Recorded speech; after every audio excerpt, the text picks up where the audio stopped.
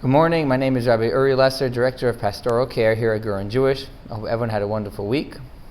We are continuing our Oneg Shabbat series this week.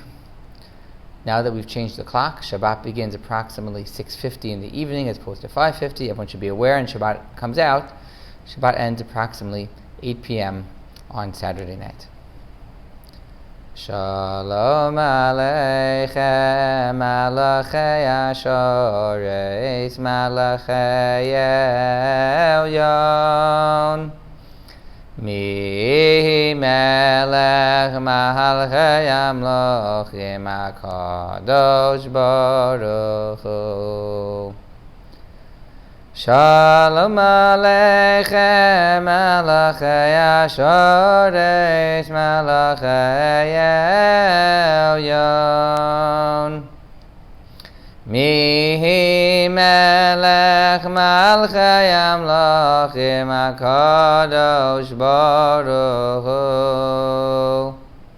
Shalom Aleichem, Malachei Ashoreis, Malachei Elyon. Mi Melech Malchei Amlochim HaKadosh Baruch Hu.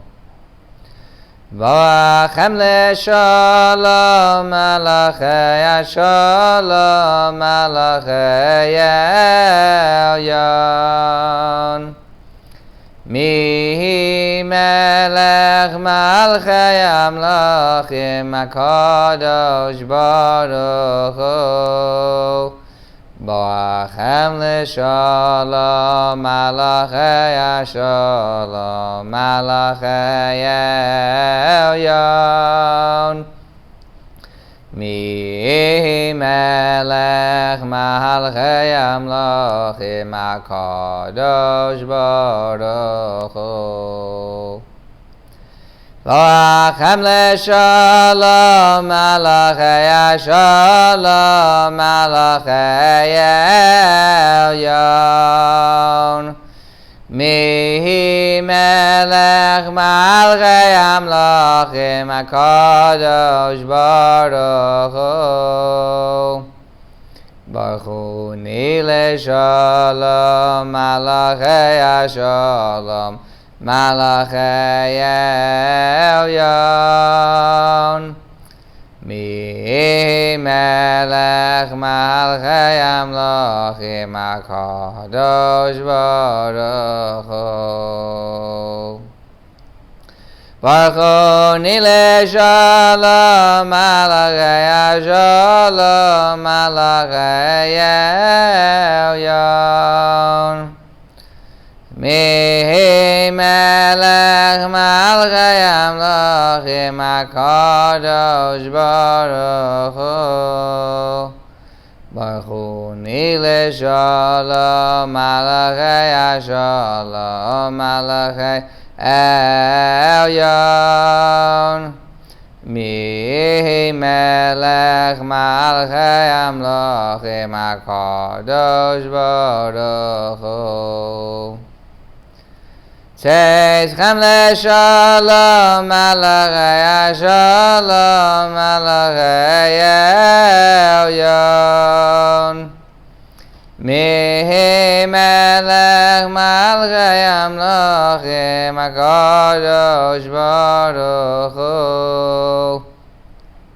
Tzedchem leShalom, Malachei Shalom, Malachei Elyon. Mi Melech Malchei Amlochim HaKadosh Baruch Hu.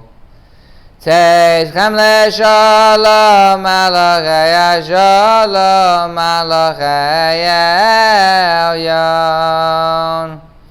Mi Melech Malchei Amlochim HaKadosh Baruch Hu. This week's Torah portion, Parsha Shmini, we have a discussion about the kosher birds and the kosher animals. And it's a long, exhaustive list of which animals are kosher, which ones are not. The mentioning of animals, we know, wild animals, walking animals have two signs of kosher. One, they have a split hoof. Their feet, not their toes, but their hooves are split. And the other sign of a kosher animal is it chews its cud, which means that in the digestive process, it takes a little bit more time to digest the food. And by fish, we know the two signs of a kosher fish are fins and scales. And finally, by birds, it's a list of which birds are kosher and which birds are not. And the question is, all these signs, kosher and not kosher, different things, why exactly there's so many signs of what's kosher, what's not kosher? And some of these signs are confusing. Does it have split hooves? Does it not have split hooves? Does it have fins and scales? Only fins, only scales. And they're animals which are deceptive because they have only one of the signs itself, but not both of the signs. And one of the explanations given is the fact that we have to believe in God and His commandments, even when we don't understand them. And we can't exactly always give rhyme and reason to them. Sometimes we can, but sometimes we can't, but we trust. We trust in the Torah. We trust in the Word of God. And that itself builds a relationship. When we trust in God, we trust to do the right thing, then, even if we don't understand it, our relationship is stronger. Because many people think that in order to create a relationship, I have to understand the person, I need to appreciate everything the person has to offer, and vice versa, both ways. But sometimes that's not the case. Sometimes there's an innate and natural love between people. A father and a child, children, family members, a spouse, there's an innate love between them. So too our love with God could be automatic, even without explanation and reasons for all of the commandments He asks from us. So too with kosher food, kosher living as well. It's the same way. We trust in God that He knows what's best for us, even when we don't fully understand His ways. Lecha dehodi lekras kala pnei Shabbos nekabela. Lecha dehodi lekras kala pnei Shabbos nekabela. Lekra Shabbos chuvin elcha ki mekor haberdacha meirosh mikedem nesucha sov maaseh b'machshavat chila lecha dodi lekras kala Pnei Shabbos nekabela shamor v'zachor b'dibur echad hishmiyahanu kel hamyuchad Hashem echad shmo yechad l'shemo seferes v'lisila Chadodi lekras kala pnei Shabbos nekabela mikdash melech ir melucha kumiti mitocha hafecha davlach sheves b'yemekabacha V'ho yachamol olayechem lalecha dodi lekras kala pnei Shabbos nekabela hisnari meyafar kumi livshi bigdei sefar tehechalmi al yad ben yishai beis alachmi Karva el nafshi geyahala lecha dodi lekras kala pnei Shabbos nekabela hisoreri kiva ahardeku yode shir dabering v'od Hashem Layech negla lecha dodi lekras kala pnei Shabbos nekabela lo se voshi v'lo si kol mi mahatish dochachi umatemi v'hoch yechsu aniyei yami v'nivnesa yirauti la Lecha dodi lekras kala Pnei Shabbos nekavela yamin usmal Tehefrotzi v'es Hashem taritzi Al yad ben yishai beis alachmi Karva el nafshi Yahala lecha dodi Kras kala pnei Shabbos nekabela Bawi b'shalom ateres ba'ala Gam berina uvitzahala Tochemunei Am segula bawi kala lecha dodi lekras kala Pnei Shabbos nekabela. However, there are some aspects of kosher food and kosher diet that are explained in the Torah or by the commentaries. One of the things we know is we do not cook meat and milk together.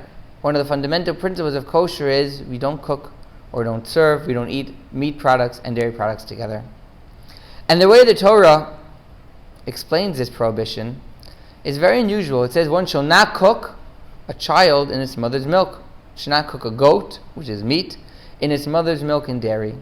And the question is, why is the Torah explaining the prohibition of cooking and eating milk and meat together in such an unusual way? Don't cook a child in its mother's milk.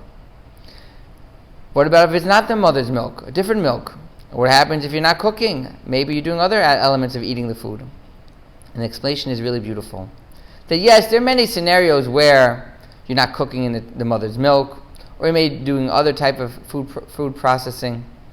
But the fact that it's possible, or hypothetical, one would cook a child in their mother's milk, that shows a lack of sensitivity to the mother. You're taking their child away for your pleasure, which is allowed, but then you're cooking the child in its mother's milk.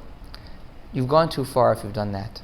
A lack of sensitivity to others, to people, to animals, would be if someone did that act. So the Torah says, don't eat any milk product with any meat product. We don't want to even come close to being a lack of sensitivity, lack of kindness and caring for any other animal or human being.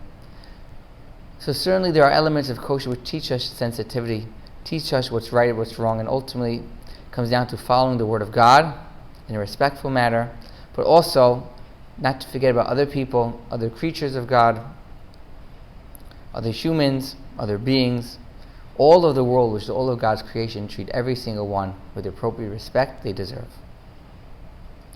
Adon olam asher malach b'terem kol yitzir nivra li'es nasa v'chevso kol azay melech shemo nikra v'yacharei kechlos hakol V'hado yimloch nara v'haya v'hoveh v'hu yihye b'sifara v'hu echad v'yein sheni hamshila lehachbira Li'reishes v'lisachlis v'lo z'ham Yisra v'ukeli v'chai goali Tzorchev li v'yez nasa v'onisi umanosli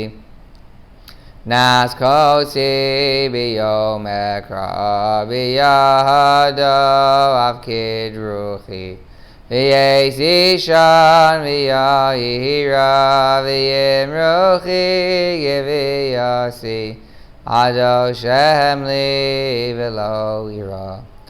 Everyone have a happy and healthy and a great Shabbat, and we'll see everybody next week.